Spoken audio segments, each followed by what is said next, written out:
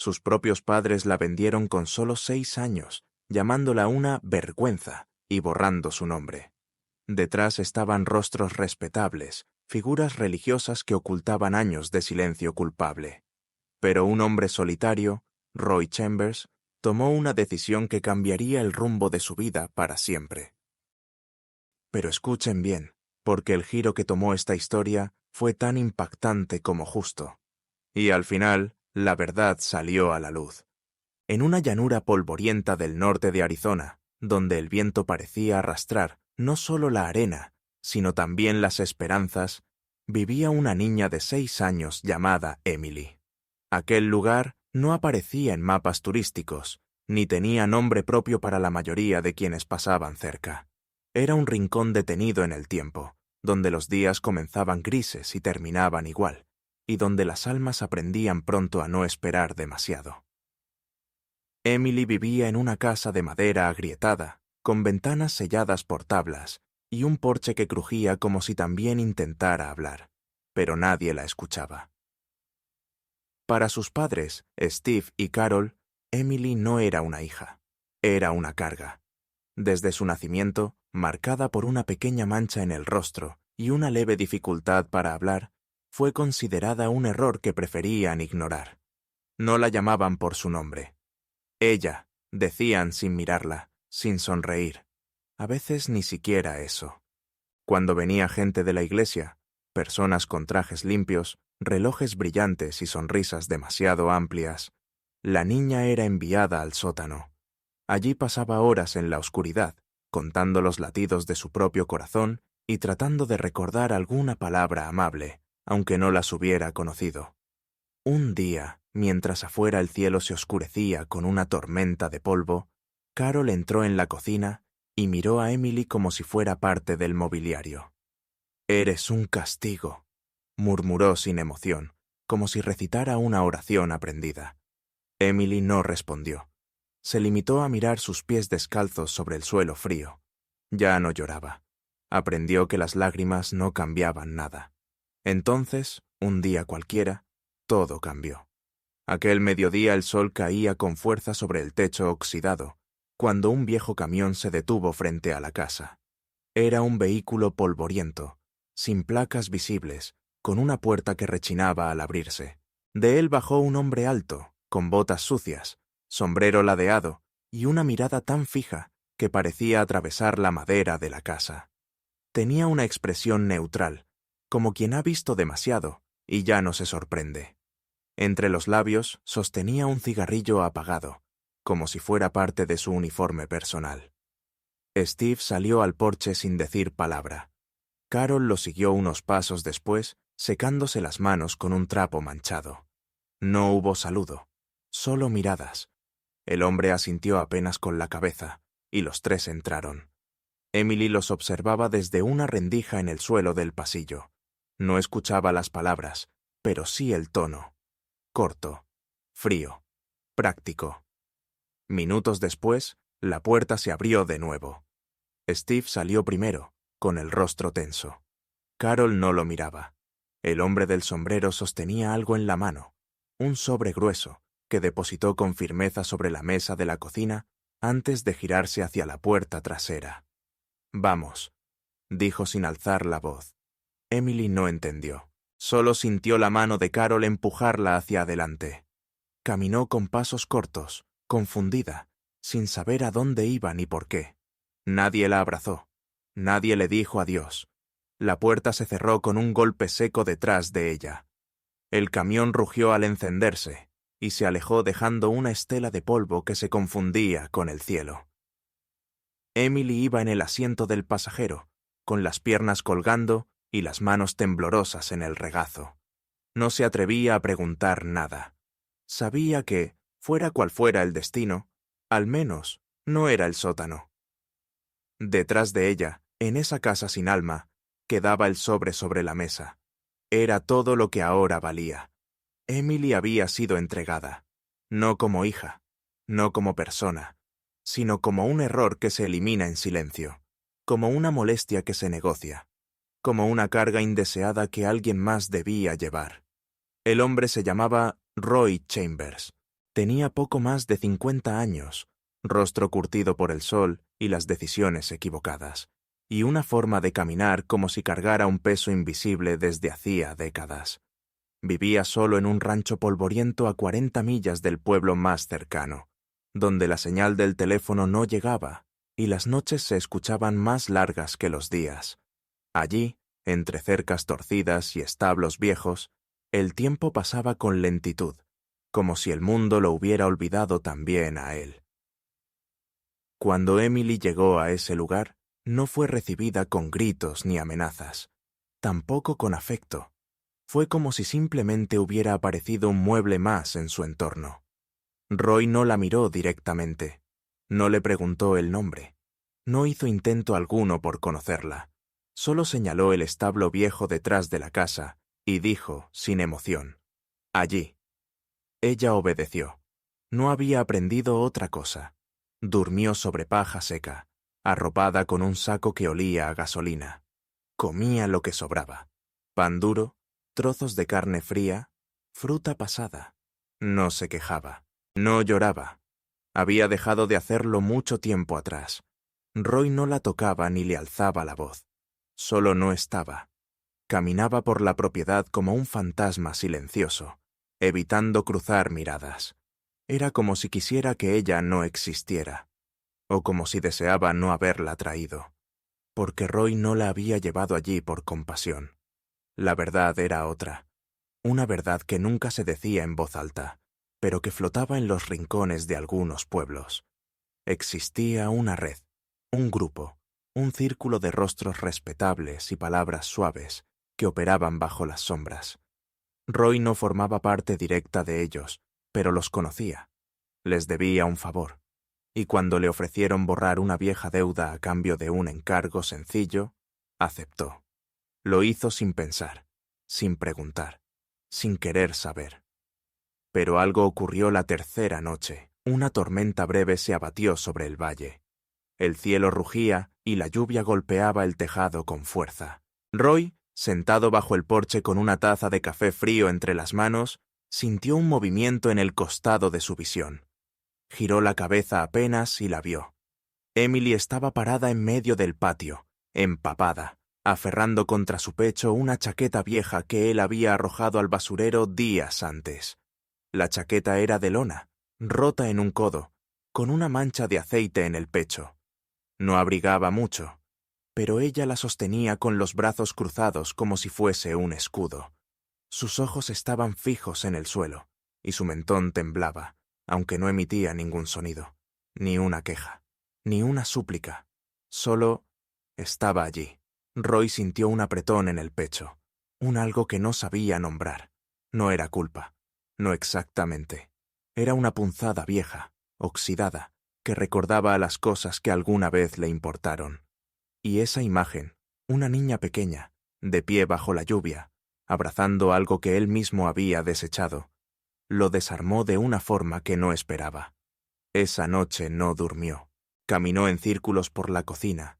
Pensó en el sobre que aún guardaba en el cajón. Pensó en los nombres que no se decían, en los rostros que jamás se veían, y en la niña que no hablaba. A las 5 de la mañana, tomó el teléfono. Marcó un número que no había marcado en años. Cuando alguien respondió, solo dijo una frase: «El trato está cancelado». Colgó. Cerró la puerta. Caminó hasta el establo y empujó la puerta con lentitud. Emily estaba despierta, sentada con las rodillas recogidas bajo el mentón. Se sobresaltó al verlo, pero no se movió. Roy tragó saliva. Dudó. Luego, con voz baja y casi torpe, murmuró por primera vez: «Emily». Fue como si el mundo se detuviera un segundo. Ella alzó los ojos, sorprendida. Nadie le decía su nombre desde hacía años, y ahora él lo había dicho, sin dureza, sin temor. Pero lo que Roy no sabía era que ya no había marcha atrás, porque esa llamada, aunque breve, no pasó desapercibida. Esa gente, esa red, no olvidaba. Ya sabían dónde estaba la niña, y no tardarían en moverse. Roy supo que no podía quedarse. El rancho donde vivía se volvió demasiado visible, demasiado vulnerable. No había señales claras, pero lo sentía en el aire. Los caminos de tierra parecían vigilados. Los silencios se alargaban más de la cuenta. Así que tomó una decisión. Vendió todo por lo que no sentía apego, cargó su viejo camión con herramientas, mantas y una caja con documentos que no eran del todo suyos. Emily iba sentada junto a él, con las manos en los bolsillos de una chaqueta demasiado grande, en silencio, como siempre. No preguntó a dónde iban. Solo miraba por la ventana el desierto que se extendía interminable, como si los kilómetros pudieran borrar el pasado. Llegaron a una antigua granja en las afueras de Socorro, Nuevo México. La casa estaba casi en ruinas, con puertas que crujían, polvo en las esquinas y tejado que pedía ayuda. Pero estaba lejos, y para Roy eso era suficiente.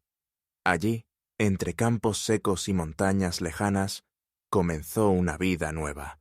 Usó un nombre distinto, presentó documentos que parecían reales y afirmó ante la oficina del condado que Emily era su sobrina, hija de una hermana fallecida en un accidente. Nadie preguntó mucho. En esos lugares, mientras pagues impuestos y no causes problemas, el pasado es algo que se respeta o se ignora. Emily empezó a tener rutinas. Por las mañanas, ayudaba a limpiar los establos. Roy le enseñó cómo sujetar una cuerda, cómo guiar a un caballo sin miedo, cómo saber si una vaca estaba enferma solo por su forma de mirar. Al principio, todo lo hacía en silencio, con cautela, pero él nunca la apuraba, nunca la obligaba, le mostraba, esperaba. Y así, poco a poco, el mundo de ella se ensanchó. Una tarde, después de muchas, Roy la llevó a un mercado de segunda mano en el pueblo. Mientras él discutía con un vendedor sobre un generador roto, Emily se detuvo frente a una mesa cubierta con juguetes viejos. Allí, entre peluches rotos y piezas sin par, había una muñeca de trapo con el pelo de hilo rojo y vestido remendado. No tenía ojos dibujados, solo hilos sueltos, y parecía haber pertenecido a muchas manos antes. Roy, al notar su mirada fija, sacó un billete del bolsillo y la compró sin decir palabra. Se la dio con un gesto torpe y siguió caminando. Emily no sonrió de inmediato, pero esa noche, en la habitación que ahora era suya, abrazó la muñeca con fuerza, y por primera vez desde que él la conocía, rió en voz baja. Pasaron los años. La casa mejoró con el tiempo. Roy arregló las tuberías, reforzó el techo, plantó árboles que crecían lentos pero firmes. Emily creció también. A los 13 ya sabía ensillar un caballo sin ayuda, reparar cercas y disparar con precisión a latas vacías colocadas en los postes. Su cabello era más largo, su mirada más segura. Aunque aún hablaba poco, ya no temblaba cuando alguien la llamaba por su nombre. Una noche de verano, mientras el viento cálido movía las cortinas y los grillos cantaban su eterna canción, Emily se sentó en el porche junto a Roy. Él fumaba su cigarrillo apagado, como siempre, mirando las estrellas. Ella sostenía la muñeca en las piernas, algo deshilachada ya por los años. Entonces preguntó, sin mirarlo, «¿Por qué no me entregaste?» Roy tardó unos segundos en responder. Apretó los labios, bajó la vista al suelo, y luego dijo, con voz tan baja que casi se perdió en el viento, «Porque entendí que tu alma es más limpia que la de cualquiera que he conocido». No añadió nada más. No hizo falta. Emily no dijo, «Gracias». Tampoco lloró. Solo asintió despacio, como quien reconoce una verdad largamente intuida. Esa noche durmió profundamente, sin pesadillas, sabiendo, por primera vez en su vida, que pertenecía a algún lugar, aunque ese lugar no tuviera nombre, aunque solo fueran 2 personas y una casa vieja en medio del desierto. Allí, en ese rincón olvidado, había empezado a crecer algo que ni el miedo ni el pasado pudieron detener: confianza. El día que Emily cumplió 18 años, el viento cambió en el pueblo. Algo se movió en los pasillos de la justicia, en los despachos del condado y en las miradas de quienes antes preferían no saber. Nadie lo dijo abiertamente, pero ya no se podía esconder. Una investigación federal comenzó a abrirse paso entre años de silencio. Nombres que antes inspiraban respeto empezaron a mencionarse con cautela.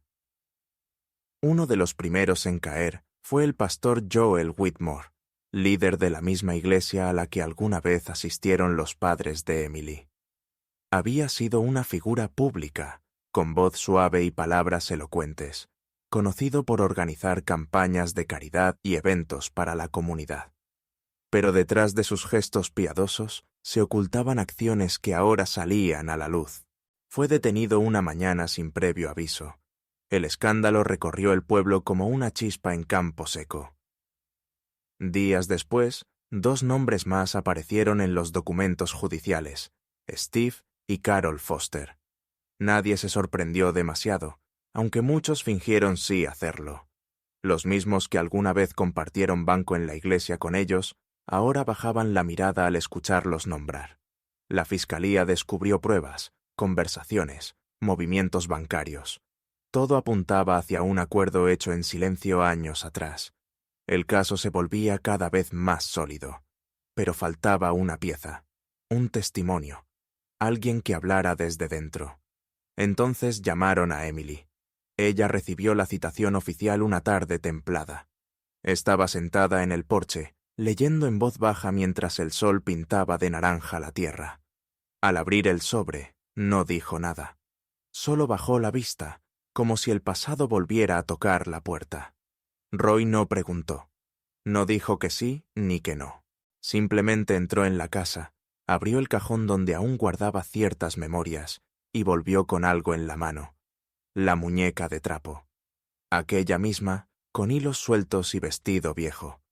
La depositó suavemente en la palma de Emily y asintió. Era su forma de decir que confiaba en ella, que lo que hiciera sería lo correcto. El día del juicio, Emily entró al tribunal con paso firme. No llevaba ropa costosa ni maquillaje llamativo. Solo jeans, una blusa sencilla y el cabello atado. En las manos sujetaba la muñeca, desgastada pero intacta. Al cruzar la sala, sintió decenas de ojos seguirla. Algunos por curiosidad, otros por vergüenza. Entre los presentes estaban los mismos que un día la habían ignorado. Y frente a ella, sentados en la zona de los acusados, estaban sus padres. Steve tenía la mirada baja. Carol, los labios apretados. Ninguno de los dos dijo palabra. El juez, un hombre mayor de voz templada, la miró con atención. «Señorita Foster, ¿desea prestar declaración?» Emily respiró hondo. No tembló, no dudó.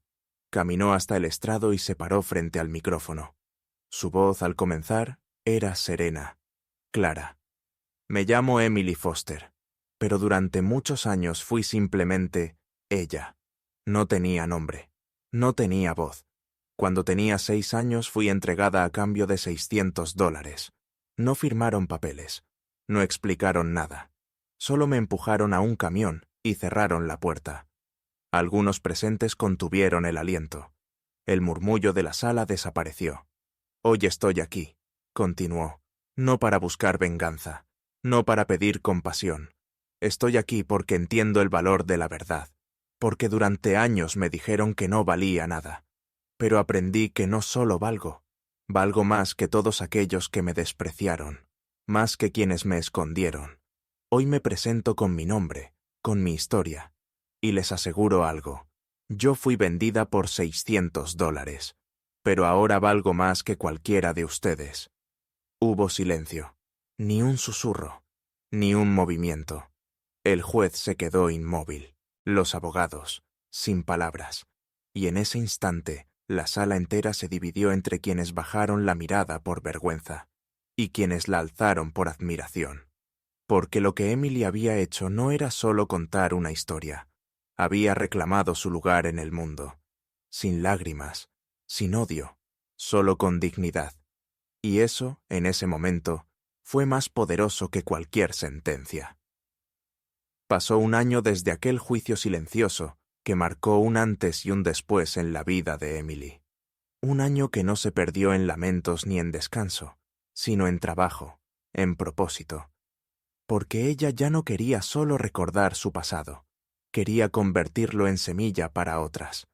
Con la ayuda de algunas personas que creyeron en su causa, una periodista local, una abogada retirada, una antigua trabajadora social, Emily logró algo que pocos creían posible. Fundó un refugio. Lo llamó Hope Hollow, el Valle de la Esperanza. No era grande ni moderno. Estaba instalado en una casa de campo antigua, restaurada con esfuerzo y donaciones modestas, rodeada de árboles jóvenes y un camino de grava que conducía a una cerca blanca recién pintada. Pero para muchas niñas, se convirtió en el primer lugar del mundo donde se sentían a salvo. Hope Hollow no ofrecía lujos, pero tenía camas limpias, comidas calientes y, sobre todo, un ambiente donde nadie juzgaba ni exigía explicaciones. Emily estaba allí todos los días.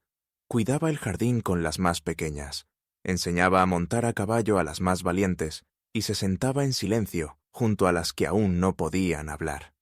Sabía bien que a veces el mayor consuelo no estaba en las palabras, sino en la presencia. Su historia comenzó a circular primero por periódicos del condado, luego en estaciones de radio y finalmente en canales nacionales. La joven que alguna vez fue llamada Vergüenza por su propia familia, ahora era reconocida como símbolo de fortaleza, como alguien que había transformado el dolor en guía para otras. Las entrevistas llegaban una tras otra. Le pedían discursos, reconocimientos, invitaciones a universidades. Fue entonces cuando una fotografía recorrió las redes. Emily en toga, con birrete, sosteniendo su diploma de la Universidad de Harvard.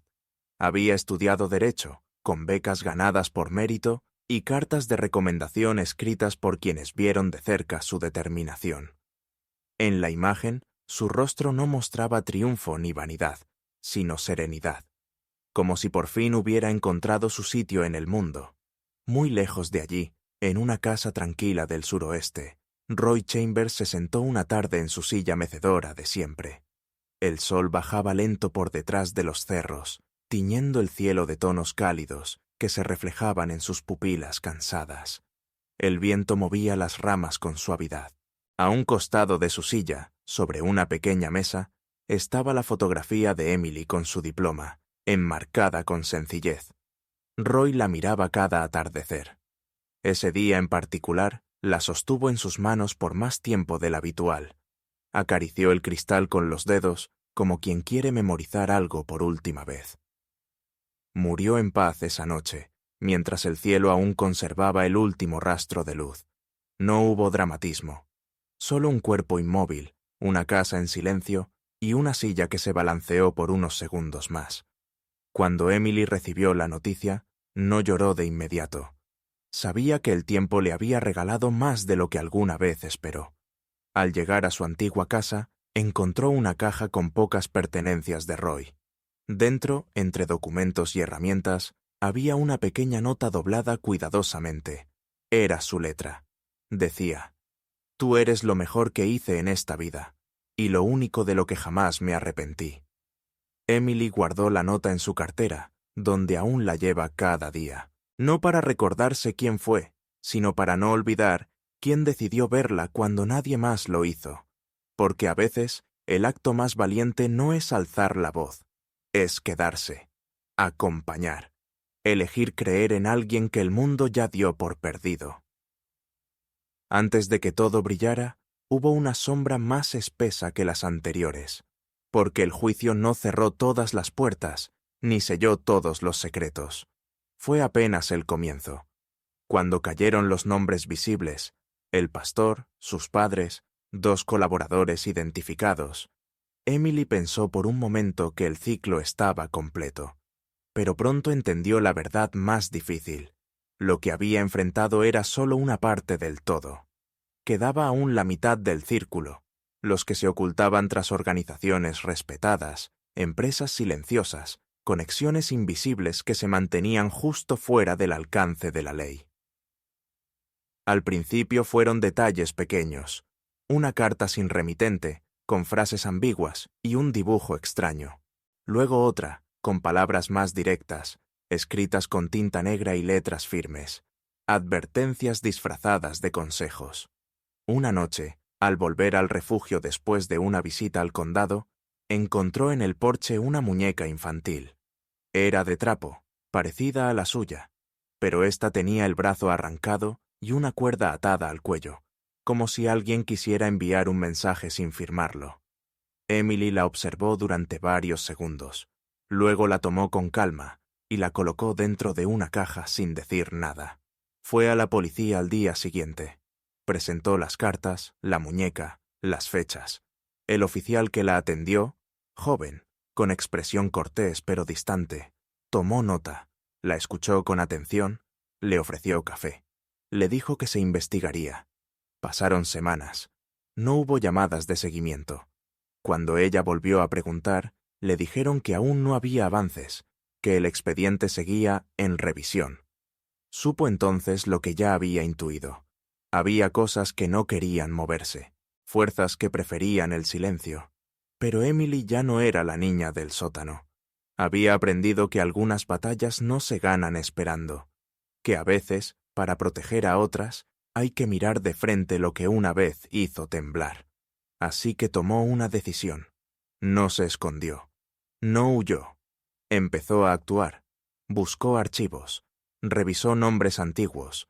Habló con otras personas que habían pasado por experiencias similares. Compartió lo que sabía con periodistas que no temían preguntar más de la cuenta. Organizó charlas abiertas en escuelas, en bibliotecas, incluso en plazas. Narraba su historia no con dramatismo, sino con una claridad que incomodaba. Decía los hechos como fueron, con fechas, con lugares, con rostros. Cada palabra suya era una grieta en ese muro de silencio.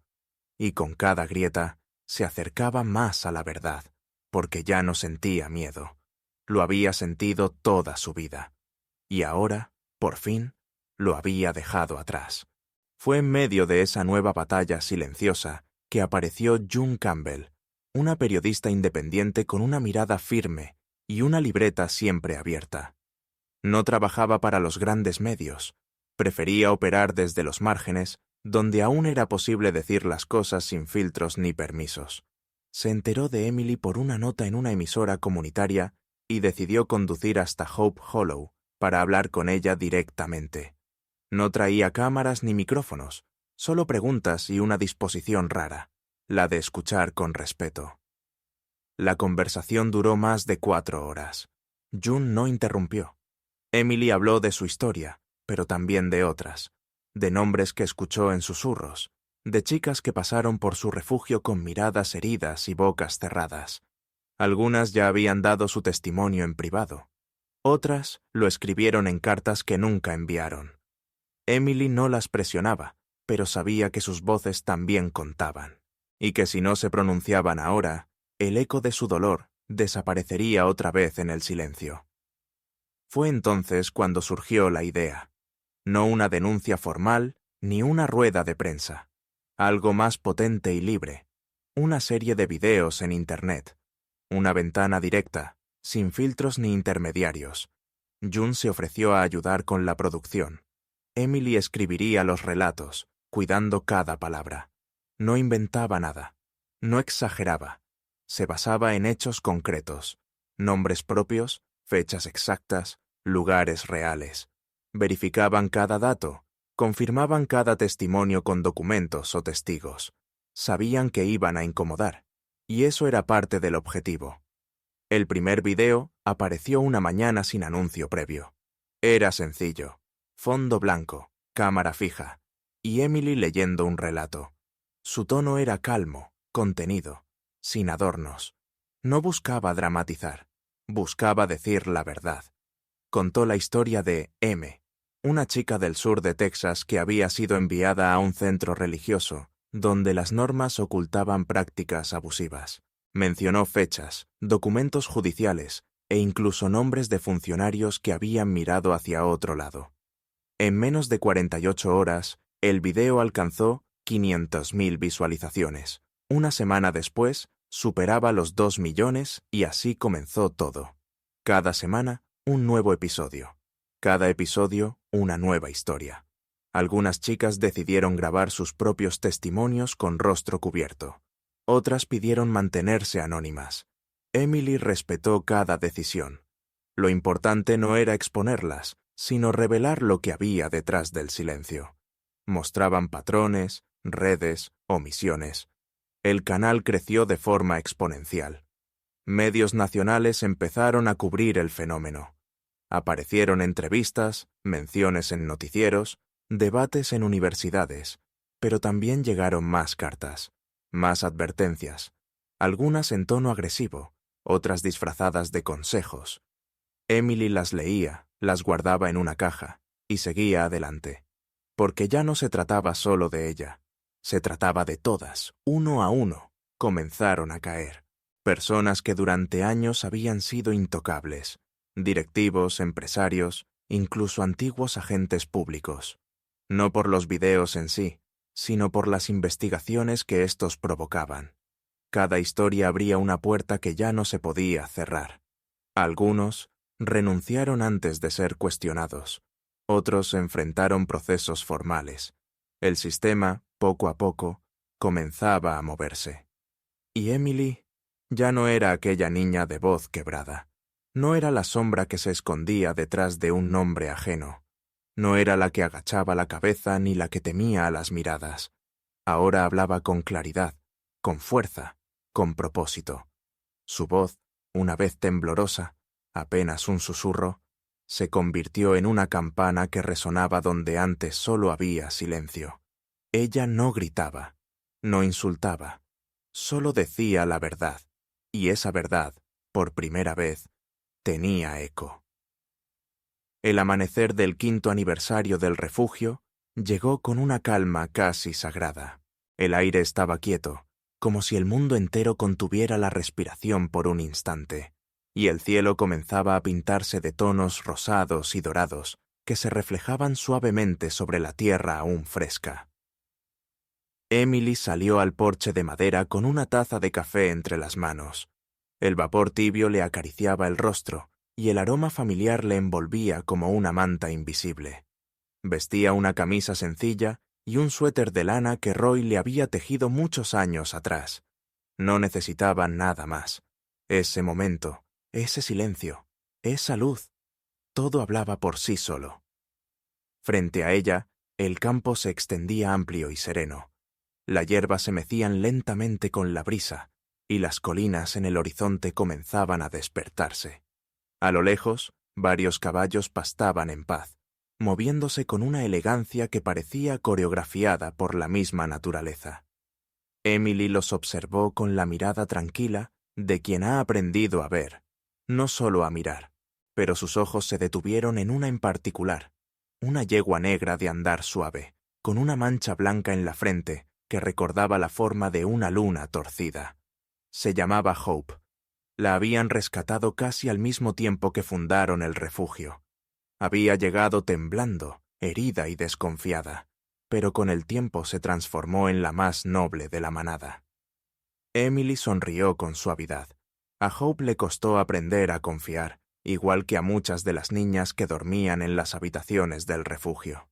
Pero ahora era líder, era guía, era símbolo. Desde el interior de la casa llegaron sonidos suaves, risas, voces jóvenes que se cruzaban, puertas que se abrían, pasos ligeros sobre el suelo de madera. Las chicas se estaban despertando. Algunas ya hacían planes para decorar el comedor con guirnaldas y flores secas. Era un día especial. 5 años de trabajo, de historias compartidas, de sanación lenta pero constante. 5 años desde que esa casa dejó de ser solo paredes y techo para convertirse en hogar. Emily no necesitaba celebraciones grandiosas. Le bastaba con saber que esa mañana todas estaban allí, a salvo, juntas. Entró a la casa en silencio. Pasó junto a la sala principal, donde las primeras luces del día se colaban por las ventanas. En la pared del fondo, junto a una estantería con libros desgastados y dibujos hechos por las niñas, colgaba una fotografía enmarcada, en blanco y negro, un poco borrosa por el paso del tiempo.